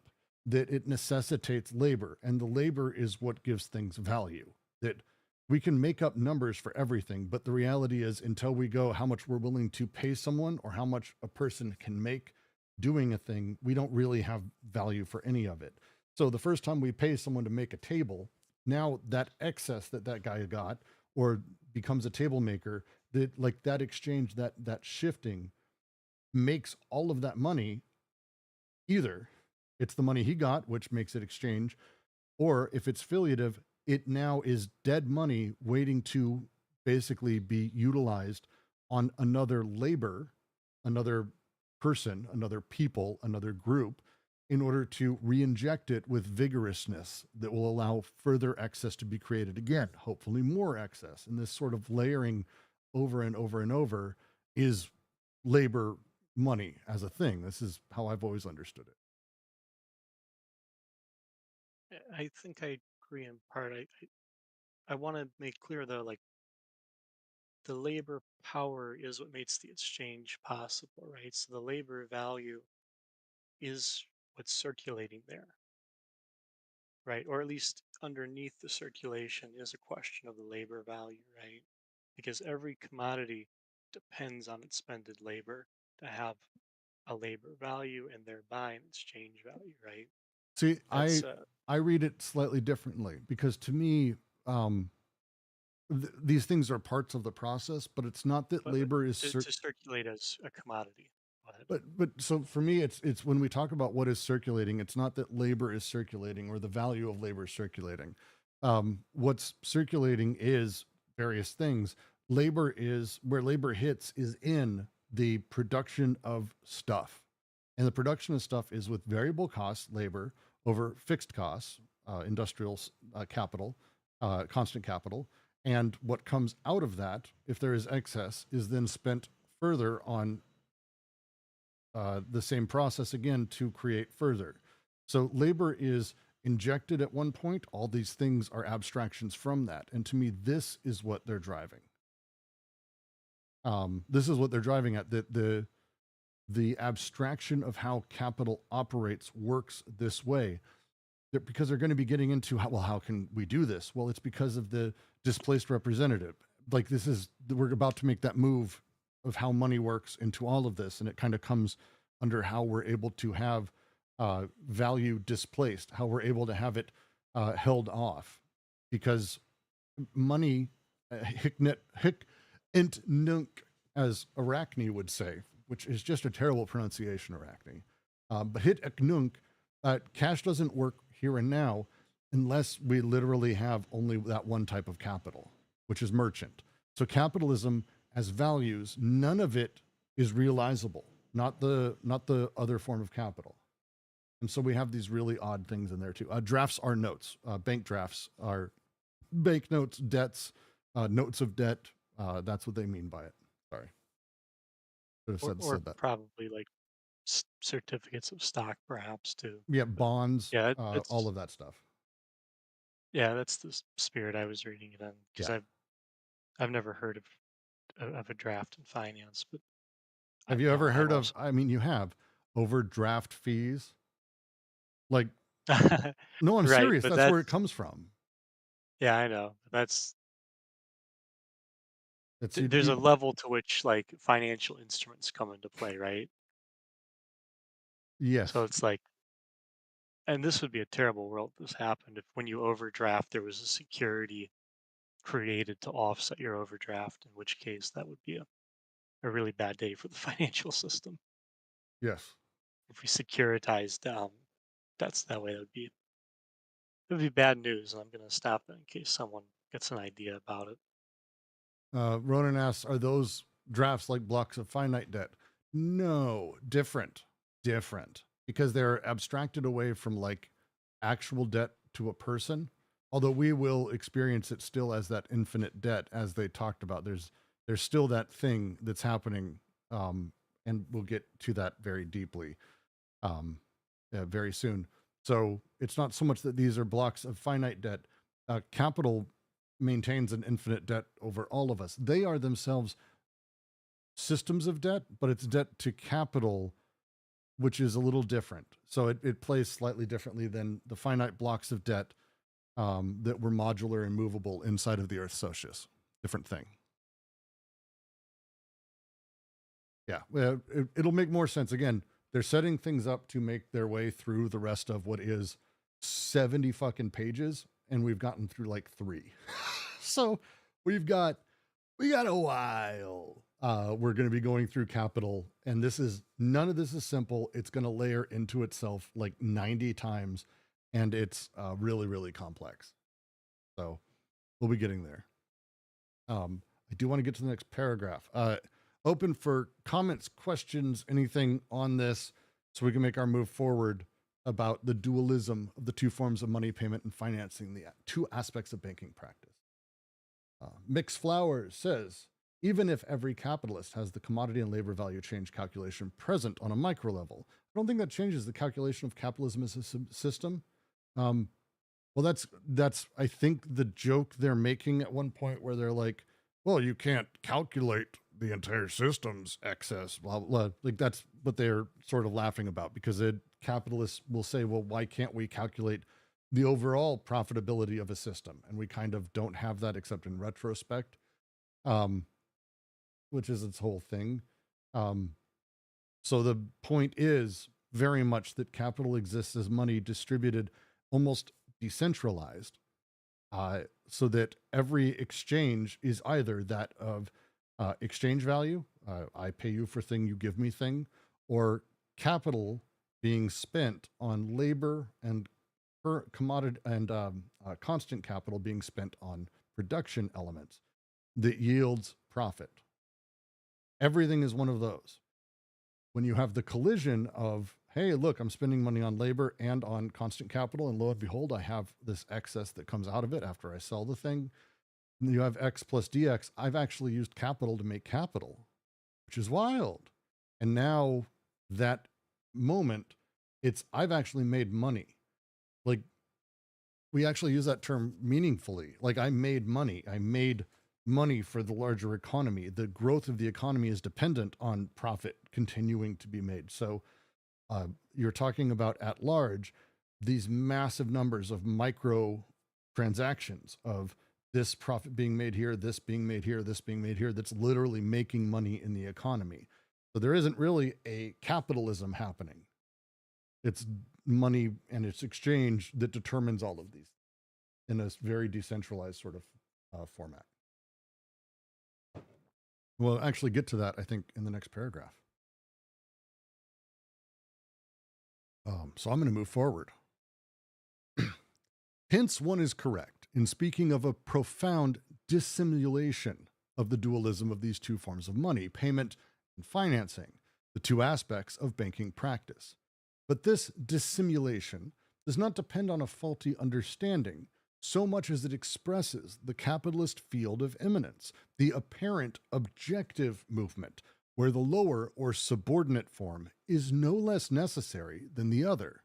It is necessary for money to play on both boards, and where no integration of the dominated classes could occur without the shadow of this unapplied principle of convertibility, which is enough, however, to ensure that the desire of the most disadvantaged creature will invest with all its strength, irrespective of any economic understanding or lack of it, the capitalist social field as a whole. Flux, who doesn't desire flux, and relationships between fluxes and breaks in flux, all of which capitalism was able to mobilize and break under these hitherto unknown conditions of money. While it is true that capitalism is industrial in its essence or mode of production, it functions only as merchant capitalism. While it is true that it is affiliative industrial capital in its essence, it functions only through its alliance with commercial and financial capital. In a sense, it is the bank that controls the whole system and the investment of desire. One of Keynes' contributions was the reintroduction of desire into the problem of money. It is this that must be subjected to the requirements of Marxist analysis. That is why it is unfortunate that Marxist economists too often dwell on considerations concerning the mode of production, on the theory of money as a general equivalent, as found in the first section of Capital, without attaching enough importance to banking practice, to financial operations, and to the specific circulation of credit money, which would be the meaning of a return to Marx, to the Marxist theory of money. Just to read the footnote from Suzanne de Brunoff, literally PDF I posted earlier. The very notion of a monetary mass can have a meaning only relative to the workings of a system of credit where the different kinds of money combine. Without such a system, one would only have a sum of means of payment that would have no access to the social nature of the general equivalent and that could serve only in local private circuits. There would be no general monetary circulation. Only in the centralized system can the different kinds of money become homogeneous and appear as the components of an articulated whole. It also goes into dissimulation. Is anyone here into crypto? If you're not, you're smart. Two, the other side of that though, like this is about that. The nature of having the dollar at its basic level is what Suzanne de Bruno's talking about there. It's what they're pulling. That the way we sort of need this central bank or central gold reserve or some sort of common value that can be ascribed, the dollar, we need that. Otherwise, any of these singular sort of exchanges or the use of capital, it's pointless. Right now, you can go buy a bunch of Ethereum and use that Ethereum to buy Doge coins. You can use those Doge coins to buy shit coins. You can use the shit coins to buy other coins. Now, all of it, any of it, you absolutely can't use any of it. It's fucking just speculative instruments purely. You can't use any of it at all. But you can always come back and sell it for dollars. Always valued in dollars. It's talked about in dollars. You can always exchange it back towards the center. And that thing enables the rest of these to continue to play. It enables banknotes to have their value. If it was just Chase Bank just had Chase bucks or itchy and scratchy dollars, probably the joke I should have made first, or Disney bucks or gift cards, all of it has to come back to being a dollar value, or you're just stuck using it where you're using it. The central bank is the central facet of this. This is what Brunoff, at central to her thesis, central to all of this, is sort of the way that these things are able to ultimately come back to somehow still worth a buck, or still worth a buck, still worth a buck, still worth $1, still worth whatever. And this shift is a big deal because it means that we can have like kind of lots of different interactions financially that happen, but it's still guaranteed. Still the center of those things, still worth $1. And that thing is fascinating when you start sort of breaking it down. Does that part make sense to everyone, generally speaking, or am I mostly just talking to myself as a thing? Which is fine too, by the way.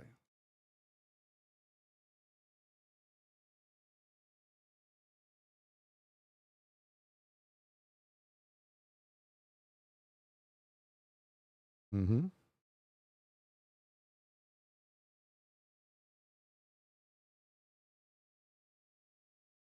So let's talk about Keynes for a second. Keynes is interesting. Keynesian economics is kind of the thing you'll hear a lot of people talk about. I think I hate economists because everything is either completely garbage or absolutely true. Keynesian economics was kind of the staple for, I want to say 50 years, and maybe even still is in a lot of sort of actual monetary policy that's happening at a global level. Keynes had some really interesting stuff. One of the big ones, and I think it's what they really are talking about here. Someone else can sort of disagree with me. I think what they're talking about here is how Keynes introduced the idea that money can actually be desired, which isn't a thing economists really talked about. Like the holding of money, the accumulation of wealth is itself a thing you can want. The idea of accumulating money to make other money, having it be that position of desire or a thing that can actually deal or give desire itself, it became this thing where he called liquidity preference. When you have money, let's say, I like the quote from Gabe Newell, who's the CEO founder of Valve. He's worth many billions of dollars. Someone asked him what it felt like to be have billions of dollars. And he said, you don't really ever have billions. Instead, you exist as kind of a filter that money is going through. And I think this is probably the best way to actually describe what that existence is like. This is what Keynes was getting at. Very often, if you own a ton of stock in a company, you are what's called illiquid. Gabe Newell has a ton of money, do not get me wrong, but he's primarily illiquid. Most of his money is in stocks. He would have to sell it and convert it to cash. So if he has $100 billion in stock in Valve or whatever the fuck it's worth, I have no idea. I don't think they're public. That setup doesn't mean that he's actually worth $100 billion. It means he has the worth of $100 billion. And people tend to have a preference for being liquid or having cash on hand, not just having worth. And this became a thing really big, I want to say early 1900s, but mid 1900s too, where actually having liquidity meant you could basically act more in the world. You can do more things. And Keynes wrote extensively on how you can actually have money and how having money is a big deal because it means you can do more shit. This is what gives a lot of us today in monetary policy its push for how we handle interest rates and how money is sort of an active force within economics rather than a tool, which is what it was seen for a long time. It's a force. That was Keynes' thing, and that's why they're using the term here. Keynes reintroducing desire into the problem of money. This is what must be subject to the terms of Marxist analysis. Once we have money as not just a tool, but now that we understand that there is desire, there is actual force within it, and it does different things, we have to understand the pushes and pulls of it. And we have to do away with the simplistic reading of money just being a tool that people use, because it's not. Because it fucking isn't. Liquid or illiquid is completely different. If I'm illiquid and I have tons of drafts or banknotes or stock or bonds, and I'm worth hundreds of billions of dollars, that's nothing if I can't buy a burger. It's nothing if I can't buy a factory. It's nothing if I can't buy 10 factories. That setup of liquidity is the primary way that they want to deal with life. They want to deal with cash. So again, when we're talking about how we have capital and how it functions, this again is the difference. We are liquid. All of us here, by the way, probably are mostly liquid because we have like 50 bucks. If you have more than that, good for you, but you're still probably liquids in your bank account. If you've ever heard someone say, I'm illiquid, their retirement is worth $1 million. They're illiquid, but they're worth $1 million. Things like that. Now you're starting to understand this is the shift. This is the push. It's not just having the tool. There's a force and a power in the liquidity of the thing. It's not just the exchange value. It's its movement. It's how it moves. It's what it's capable of and what we're able to do with it. This changes how we engage with capital as a thing. Money isn't just money. It never has been, but it definitely isn't under capitalism. That's the big push that they're wanting. That's like up to this point. This is what they're, again, the push they're going to keep coming to. Boy, it's fucking weird. Why do we have desire inside of money? How does that work? We'll be getting into all of it, but that's like at this point, this is the dualism of the two forms of money, how it works, how they play, and why it matters. Because as we get forward, this is going to become really, really troublesome for us as people, for humanity as a thing, because of how it works. It'll be scary shit. Real fast, actually.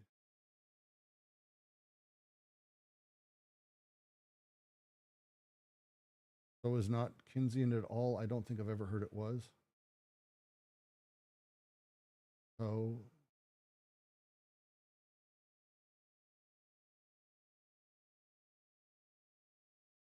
sorry, I'm not understanding the sentence. Apologies, flowers. Oh, it's less our relationship with money is Keynesian and more that like Keynes introduced the concept itself of liquid preference, the idea that the force of money and its capabilities is actually what like desire, like it's libido. Money has a libido, sort of. Is kind of, he probably wouldn't say it that way, but I'm going to say it like blunt, like the idea that money is a force rather than just a tool, that it's not a neutral element, is a big deal. And that's the thing that I think it conditions all of our relationships with money, but it's the big thing that they're wanting to really push. It's as they go. It's unfortunate that Marxist economists too often dwell on considerations concerning the mode of production, on the theory of money as an equivalent found in the first section of Capital.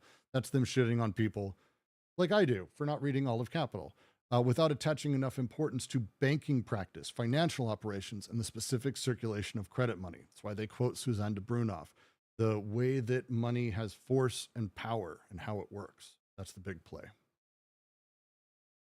The next paragraph gets further into that, and I'm actually going to push us forward because I think it finalizes a point, and we can spend a little bit of time on that before we get to the displacement. Any comments, questions as a thing?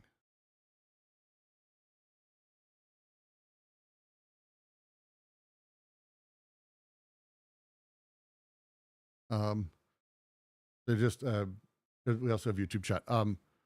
The bank is not the source of all desire. That's not really what's happening here. Think of it as a regulator of the forces of money. Think of it as a regulator. Think of it as a control mechanism. Don't think of it as a source. The source of desire is desiring production at its basic level. These social constructs are specific desiring productions under contingent and direct circumstances, but it isn't the source of desire. It's social constructs that play with and utilize and manipulate desire. They'll get into that, don't worry. If there's anything else. All right, next thing. Let us return to the dualism of money. The two boards, the two inscriptions, the one going into the account of the wage earners, the other into the balance sheet of the enterprise. Measuring the two orders of magnitude in terms of the same analytical unit is a pure fiction, a cosmic swindle, as if one were to measure intergalactic or intra-atomic distances in meters and centimeters. There is no common measure between the value of the enterprises and that of the labor capacity of wage earners. That is why the falling tendency has no conclusion. A quotient of differentials is indeed calculable if it is a matter of the limit of variation of the production flux from the viewpoint of a full output, but it is not calculable if it is a matter of the production flux and the labor flux on which surplus value depends. Thus, the difference is not canceled in the relationship that constitutes it as the difference in nature. The tendency has no end. It has no exterior limit it could reach or even approximate. The tendency's only limit is internal. It is continually going beyond it, but by displacing this limit, that is, by reconstituting it, by rediscovering it as an internal limit to be surpassed again by means of a displacement. Thus, the continuity of the capitalist process engenders itself in this break of a break that is always displaced, in this unity of the schiz and the flux. In this respect, already, the field of social immanence, as revealed under the withdrawal and the transformation of the Urstadt, is continually expanding and acquires a consistency entirely its own, which shows the manner in which capitalism, for its part, was able to interpret the general principle according to which things work well only providing they break down, crises being, quote, the means imminent to the capitalist mode of production. If capitalism is the exterior limit of all societies, this is because capitalism, for its part, has no exterior limit, but only an interior limit that is capital itself, and that it does not encounter, but reproduces by always displacing it. Jean-Joseph Gueux rigorously analyzes the mathematical phenomenon of the curve without a tangent, and the direction it is apt to take in economy as well as linguistics. Quote, if the movement does not tend toward any limit, if the quotient of differentials is not calculable, the present no longer has any meaning. The quotient of differentials is not resolved. The differences no longer cancel one another in their relationship. No limit opposes the break or the breaking of this break. The tendency finds no end. The thing in motion never quite reaches what the immediate future has in store for it. It is endlessly delayed by accidents and deviations. Such is the complex notion of a continuity within the absolute break. In the expanded immanence of the system, the limit tends to reconstitute in its displacement the thing it tended to diminish in its primitive emplacement. Yes, that's a lot, but get through it. That footnote. Marx Capital, Volume 3, not Volume 1, by the way, Volume 3 for a reason. Capitalist production seeks continually to overcome these imminent barriers, but overcomes them only by means which again place these barriers in its way and in a more formidable state. The real barrier of capitalist production is capital itself. This is like super deep Marx shit. Super deep Marx shit.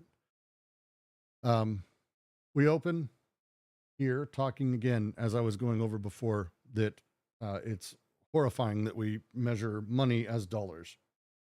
So that's that 80 billion that's being invested there, or the trillion here and there.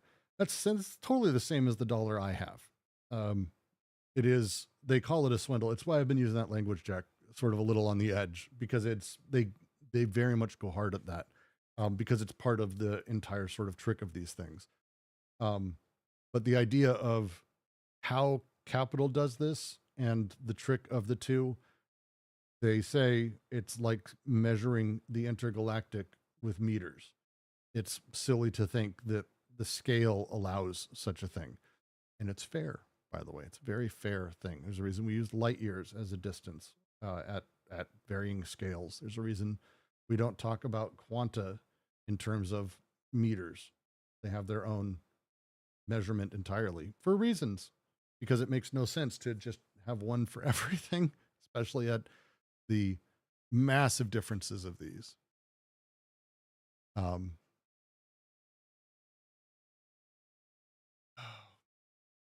way capital works, capitalist production as a thing.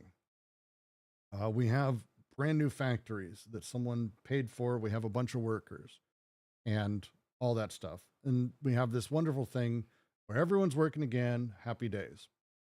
The challenge is when capital creates those things, and they do. Capitalism, there's factories going up everywhere that replaced factories of old, that replaced factories before that we continually keep moving forward. Yet, weirdly, as he says, it overcomes its barriers, but overcomes them only by means of placing it in its way at a more formidable scale.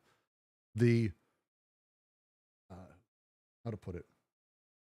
Have you ever played an incremental game? Incremental games. Cookie Clicker is one.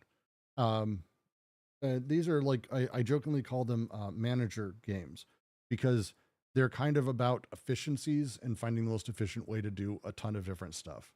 You make your way through various levels of this, and what you end up doing at some point is you hit different epochs. Every single game has this, even if they're not literally built in. You feel it as you go through it, where you've actually done away with the previous efficiencies, and you've developed an entire new sort of meta efficiency amongst a bunch of new types of production.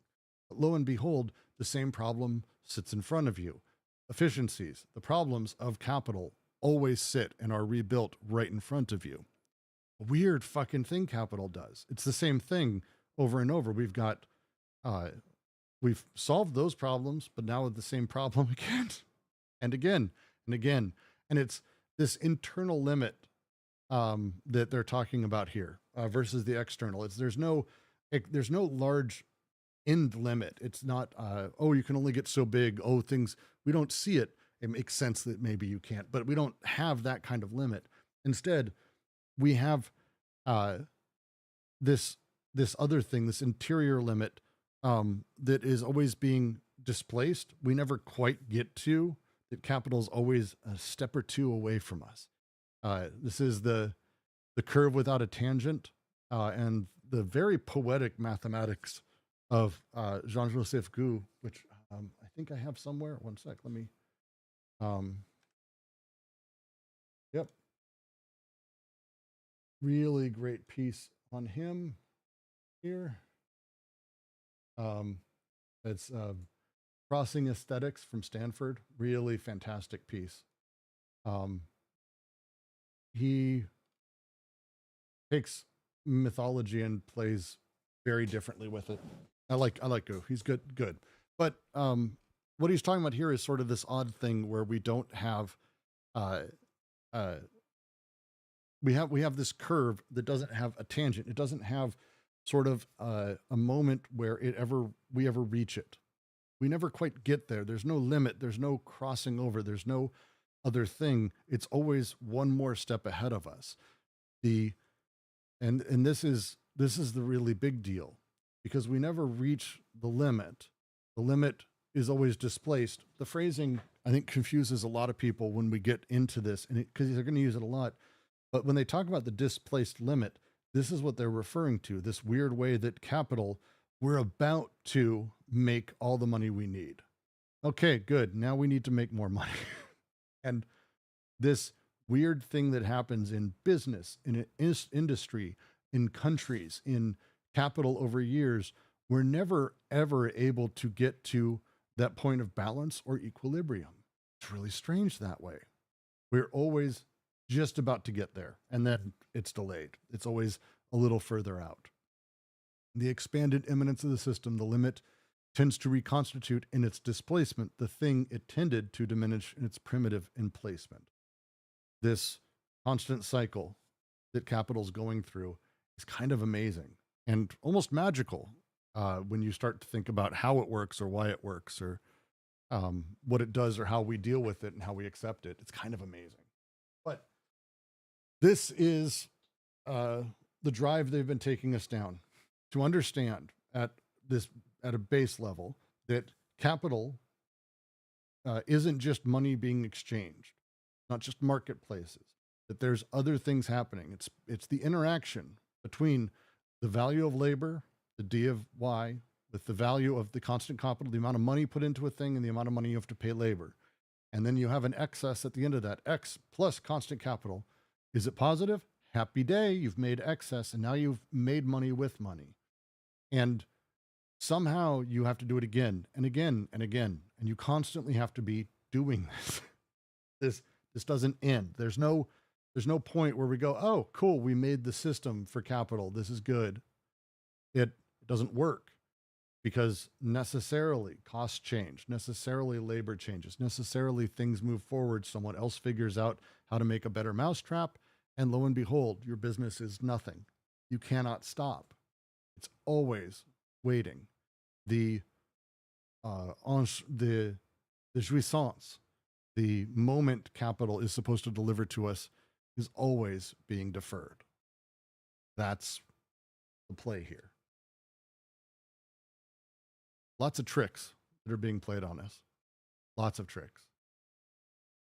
But it's not just tricks on the wage earner. That's part of what's happening here. They're talking through, and I don't want it to be that, oh, capital's great for the capitalist. Like, no, it's better. They have health care and they have jet skis. I mean, that's better. But it's not like they're done. They didn't beat capitalism. Instead, there's different tricks being played everywhere. For the wage earner, it's that they believe they get to take part in the same money that the capitalist does. They don't.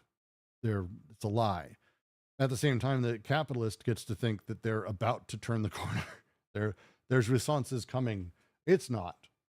Like for all of us, we get to experience all of these things, and it is constantly expanding. And this consistency that is happening within the social system is wholly its own. And as they say, it's the manner in which capitalism, for its part, was only able to interpret a general principle according to which things work well only provided they break down, with crises being the means imminent to the capitalist mode of production.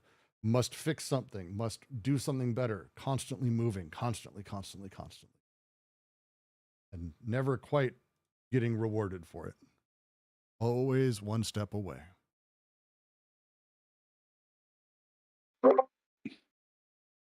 So, Brooks, how does that relate to desire and production? Is that is he saying that it's a kind of repetition of the same Well, so formula? it's an abstract. Money is an abstract. So Mhm. it's going to be playing into all of this in a very different way. Um, so all of it again is desiring production under determinate conditions. So it is desiring production. All this is being produced. All this is connected. But there are abstractions and other things that are happening that are working to trap desire in different ways. Now, how does capital trap desire? How does it hold desire? We've got a lot to get through to that, but they're starting to get into some of the basics. The measurements being used being the same for it, the realization that desire, the force of capital, is itself a desire, is it itself the movement through the social system. These things change our relationship and play with our relationship with capital. And how does desire ultimately produce and become trapped through this? These are their, yeah, these are the things. Mixed flowers. And those investing in management games, crisis is not the main goal of the game. I would say in most cases it's not. Oh no, it's not the main goal of the game. Main goal of the game is to have no more crises. Like the main goal of the game is to reach equilibrium. This would be in, I mean, most games, but I would say with businesses and everything. The challenge is that that's not how it works. That crises are the means, that challenges are the means, that the idea of reaching equilibrium itself is folly. And as we sort of have, as things go, things break, things shift, things change. The very safe coded way money moves that can be completely known, that the fascist dreams of, that you have a perfect utopia of money circulating exactly right. And that's why it's fascist on the communist side, the state-owned side or whatever. No. The shit changes, and that change, the derivative of y over x, how money is made, how profit exists, the change of things over time is inherent to the system, and the breaks of things are inherent to the nature of it. This is the nature of the system itself, is much less of the, oh, it's steady, stagnant, large scale, which it might be under the despot, under a king, under a godhead or whatever, where you have sort of, 50 years of the same leader who's generally doing the same stupid shit.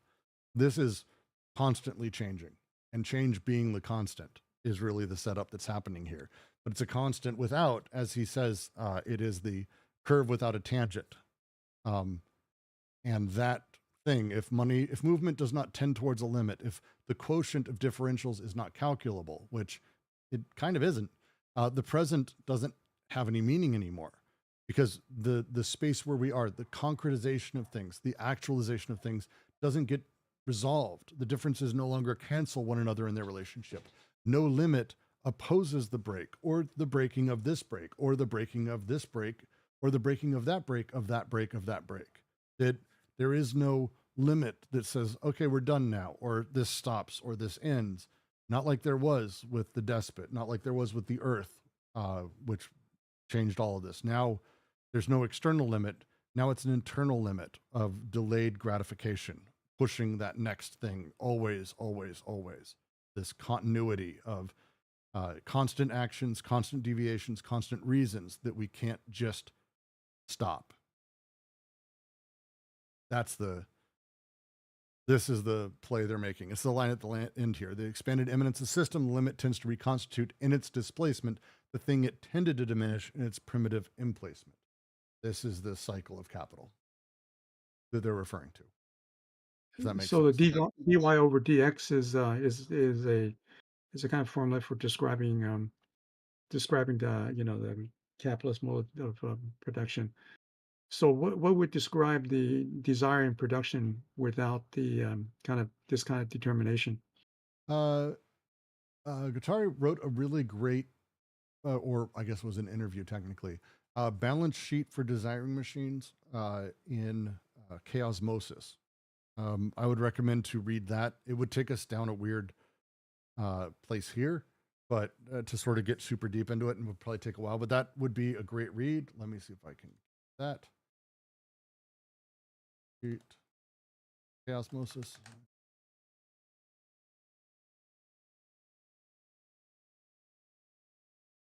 Here you go, JK. Yeah, thanks. But this dy over dx was also he got that from Leibniz, right? And so was Leibniz using it to describe another Well, form of determination? I'm really going to try to not bring in the fold and other writings into this.